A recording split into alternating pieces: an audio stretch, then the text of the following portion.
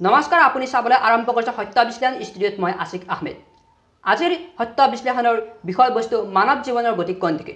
পৃথিৱীত মানুহৰ জীৱন দুদিনীয়া, সেই সত্ত্বেও মানুহে জীৱনত কপটমুক্ত আৰু পৰিষ্কাৰ মনৰ গৰাকী হ'বলৈ নিবিচাৰে। মানুহৰ জীৱনত মৃত্যু নিশ্চিত, এই কথা জানিও তাক পাহৰি গৈ পাপলৈ ভয় নকৰি কুকৰ্মত লিপ্ত হয়। জীৱশ্ৰেষ্ঠ বুলি কোৱা মানুহৰ মাজতে দেখিবলৈ পোৱা যায় হিংসা, বিদ্ৰোহ, ভেদাভেদ।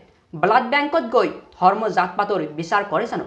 সামাজিক দায়বদ্ধতাৰ প্ৰতি লক্ষ্য ৰাখি বিবাহ প্ৰথাৰ বাহিৰে বাকী আন ক্ষেত্ৰত কিহৰ ধৰ্মৰ ভেদাভেদ? আমি একে দেহৰ ৰক্ত, একেখন নাৱৰ তীৰ্থযাত্ৰী।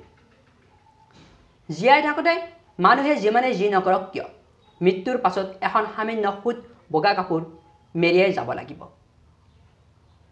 মানুহে মানুহৰ মৃত্যুত যিমান দয়া মৰম দেখুৱাই জীয়াই থাকোঁতে যদি সেয়া দিলেহেঁতেন তেন্তে কি সুন্দৰ হ'লহেঁতেন। মানুহ বোলা প্ৰাণীটো সঁচাকৈয়ে বৰ অদ্ভুত, য'ত মুখত এটা আৰু পেটত আন এটা কথা লৈ জীয়াই থাকে। মানুহে মানুহৰ লগত মিলি থাকিবলৈ মুখেৰে বিভিন্ন শুৱলা কথা ক'ব পাৰে, যদিও অন্তৰত কি আছে সেয়াহে ডাঙৰ কথা। সুবিধাবাদী আৰু বিশ্বাসঘাতকতা মানুহৰ স্বাভাৱিক প্ৰবৃত্তিত পৰিণত হৈছে। নিজৰ স্বাৰ্থৰ বাবে মানুহে কিমান কি কৰিব পাৰে সেয়া কল্পনাই কৰিব নোৱাৰি। তেন্তে মানৱ জীৱনৰ গতি কোন দিশে? কেতিয়াবা ভাবি চাইছেনে? ধন্যবাদ।